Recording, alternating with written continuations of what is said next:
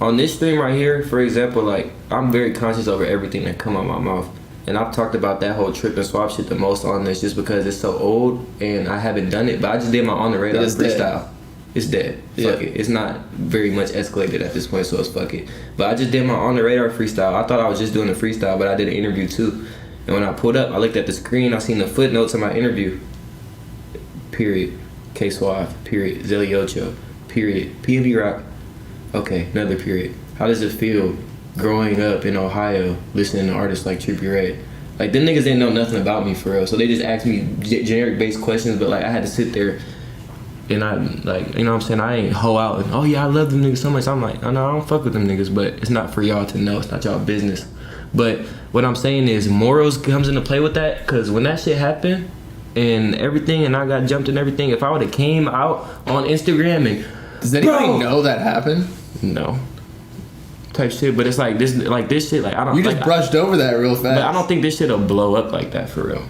So okay, it's like, it's more so like we're sitting here talking 3 a.m. It's people watching. If they clip it and it blows up, fuck it, so what? But it's like niggas ain't really tripping over that. But at the end of the day, I didn't go and publicize that because I didn't want to be the nigga known for that. I want to be known for my music and the impact I brought. I could have made an easy money play. I could have been a part of all that. If I would have went and paid no jumper to post that I said that happened, I would have definitely blew up and got some traction. You would have made a video about it probably. Blank and blank, such, like, that's a title, that's a headline. Yeah. This mainstream rich ass person. If you had filmed it, yeah, for sure. I have it. Yeah, cause even with the Suave shit when Roy, get him Roy, that shit. So that I reacted to that. And that's what I'm saying though. Yeah. But that's what I'm saying. I have that, like, I could show you the whole thing, but I'm not ever gonna put it out. Nobody will ever see it. So you're saying they have it too. Like afterwards, like when me and them was getting into it, they was even saying like, bro, I dropped a video type shit of what happened, the scuffle and everything, and I was fuck it, if y'all do it, y'all gonna look like hoes. They're not cool for jumping a nigga. Nobody's cool for jumping a nigga.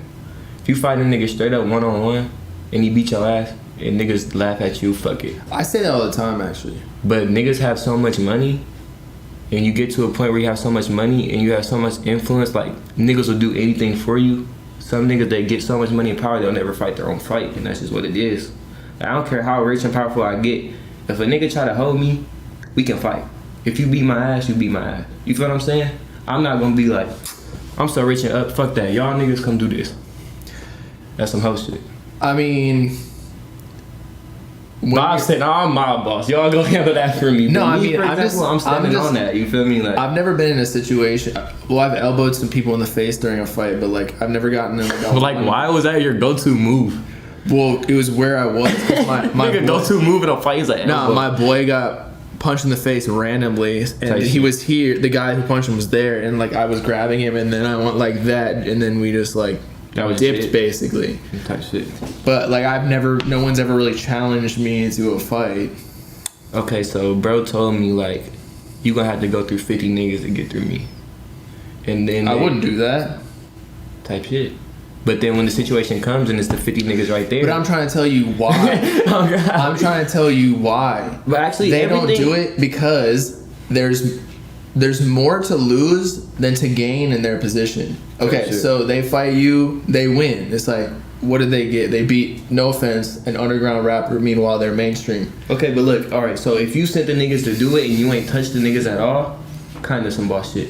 If you initiated, get the first punch off and let everybody else do it, and then you get the last punch off and scream like you just some gorilla raw ass nigga, it's kind of some hoe shit. It's like, them niggas just did it for you, and now you just feel raw because you got your shit off. I didn't know that happened. Type shit. Nobody does. That's what I'm saying. Now they do. But they don't. But they don't. Who gives a fuck? It's recorded. Who uses elbows? Oh, elbows are used in martial arts, actually. Well, niggas don't. I do jujitsu. I don't. I didn't grow up. My grandma wanted to put me in karate. I was just like, I'll just fight. Fuck with karate. Do you feel that though? Or do you feel like you need to learn fighting skills to be a good fighter? I feel like if you just got heart, I feel like if you just got heart, you could take it there with any nigga. I'm not trying to be like that guy. I could take you out right now. Because I know jujitsu beat my ass. I would still never stop though. Like you have to kill me because like while I'm on the ground and shit suffering, as soon as you turn around or do anything, I'm getting up and I'm going upside your head with that. But that's why jiu-jitsu is the most powerful martial art because. What was you learning in there? Karate chop? Can you karate chop a board? No. It's like wrestling. It's not. So basically, you would try to break a nigga arm.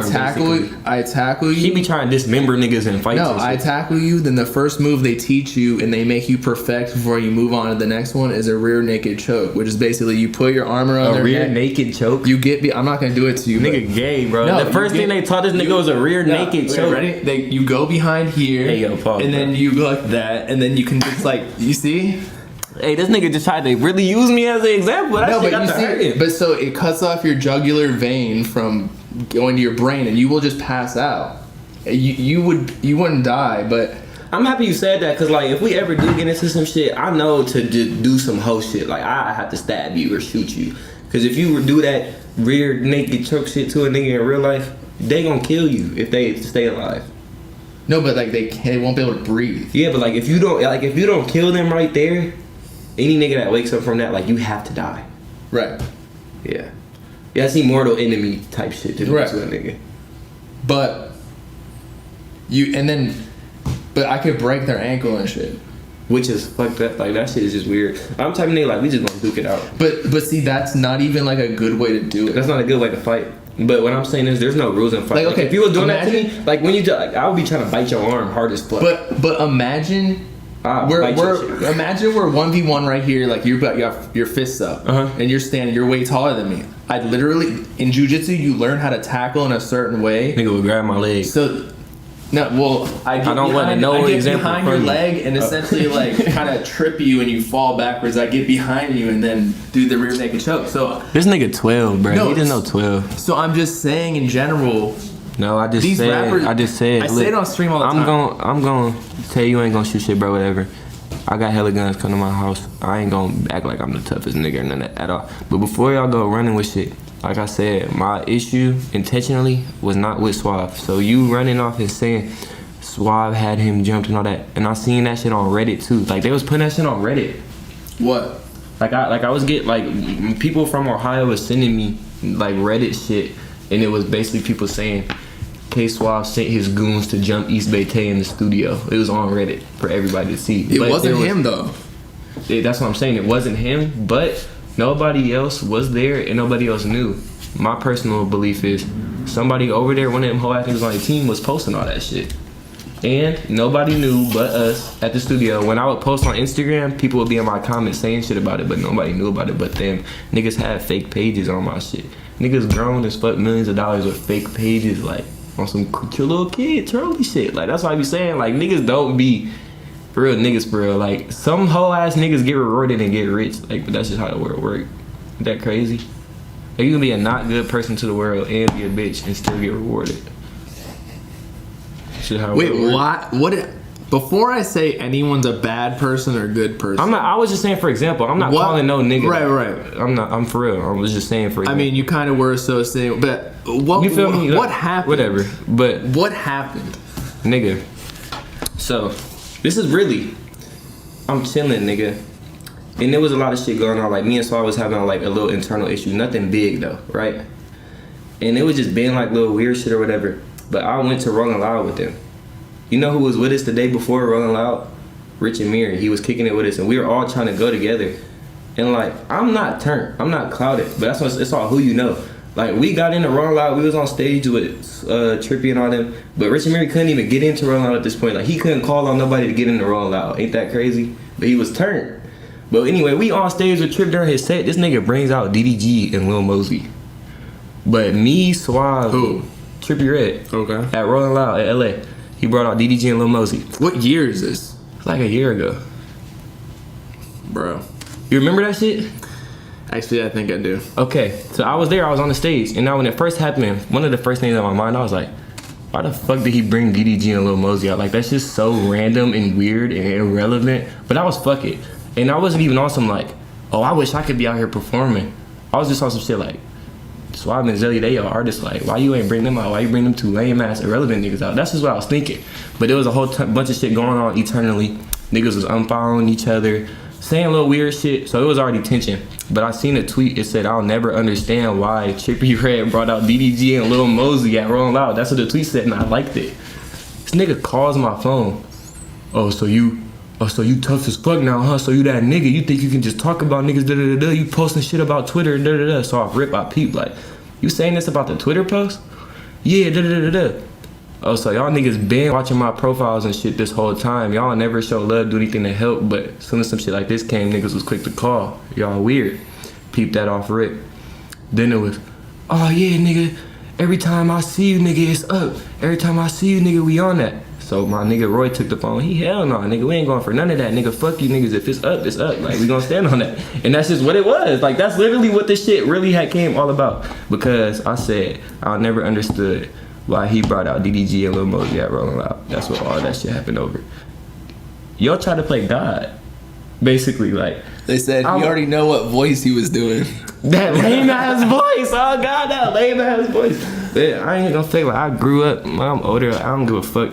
And I'll die about what I care for. Like at the end of the day, like I don't care. So if any nigga wanna kill me over what I care about, I don't give a fuck.